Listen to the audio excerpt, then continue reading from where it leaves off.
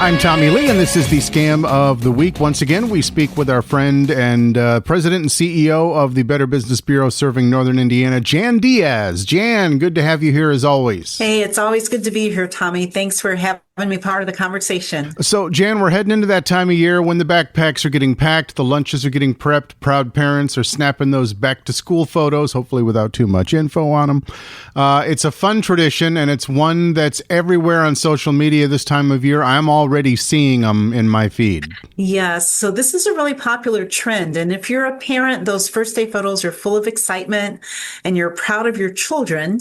But what many parents don't realize is that the pictures, especially when posted online, those pictures can reveal a little more than what you intend. So unfortunately, because scammers and predators are out there and they're watching. Now, that's the part that really surprises people. On the surface, it's such an innocent thing, but there are real privacy concerns, yes? Yes, absolutely. So these back to school photos can provide details that can be used by scammers or people with just bad intentions.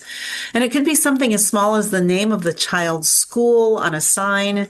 It could be a street address in the background of the photo, or even something showing what grade they're in. And so all of this info, when you piece it together, it can give someone a clearer picture of your child's daily routine. So let's talk about how these scams operate. What is the risk when a parent posts a simple back-to-school photo? Yeah, so there are a few ways that scams like these can play out. The first concern is identity theft, believe it or not.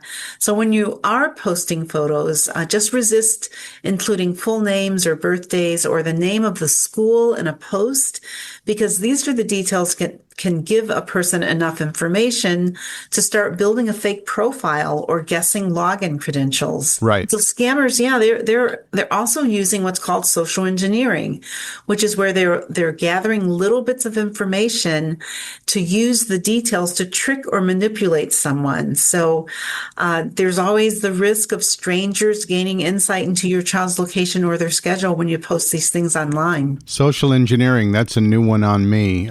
So what starts off as a sweet family moment can quickly turn into a big security risk if you're not careful. Yeah, that's right, Tommie. And I want to also stress that it's not about causing fear over posting a photo, because we all like to do it, Right. but it's about awareness. And so you can still definitely celebrate your child's milestones, but just be smart about how and where you share the information and even what you share online. So let's get into those safety tips then. If parents want to keep sharing those first day photos, how should they do it? What should they be doing differently?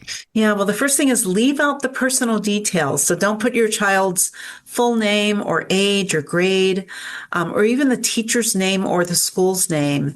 And definitely avoid posting your home address. A lot of parents like to take a picture of their kids in front of the house, but sometimes that's going to give the background clues to someone on where they're located or where they live even. And so just be cautious about any props such as signs or chalkboards with special details or specific details, because those can unintentionally share too much information. We also recommend that you double check your privacy settings on the social media account. Just make sure that your posts are visible only to trusted friends and family. And you can do that just by getting into the settings. And then also think twice before sharing those hashtags that might attract unwanted attention. There's some real common hashtags like hashtag first day of school or hashtag back to school 2025. And so this can be an easy way for strangers to use the details from that hashtag to search the internet. Now, what about the people on the receiving end, the family or friends who see these posts? Is there anything that they should do? Yeah, definitely. So if you're tagged in a photo, don't reshare it without asking first. And so respecting a parent's boundaries around their child's image is part of keeping kids safe online.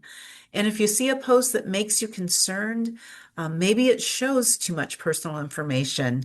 So don't hesitate to gently mention it to the person who posted it, because most parents would rather be informed than risk their child's safety. That's a very important reminder. You're not being paranoid, you're being proactive. Exactly. And it's all about creating safe habits. So the internet, as we know, is part of our lives now. And for families, that means thinking twice before posting it on social media. A good rule of thumb is if you wouldn't want a stranger on the street to know these things about your child, then don't post it online. Absolutely great advice. Now, let's say somebody realizes that they've already posted too much information. What do they do now? Yeah, so we would just recommend that they go back and review your post. If anything includes personal details, just take it down or adjust the privacy settings. And it's never too late to make your digital footprint a little smaller. That's what we recommend. And then also keep an eye out for any suspicious activity tied to your account. So if something feels off, like a message or an invitation from someone you don't know, it's better to be cautious. And to our listeners, of course, whether your kids are heading into kindergarten or their senior year or even off to college, whatever, congrats on a new school year. Be proud, but be safe and be smart. And we will definitely talk about this and many other scams in the weeks to come. It's the Scam of the Week with Jan Diaz. Always a pleasure. And thank you so much for sharing this information. Yeah, it's great. Great to see you again, Tommie. Thanks again. Podcasts by Federated Media.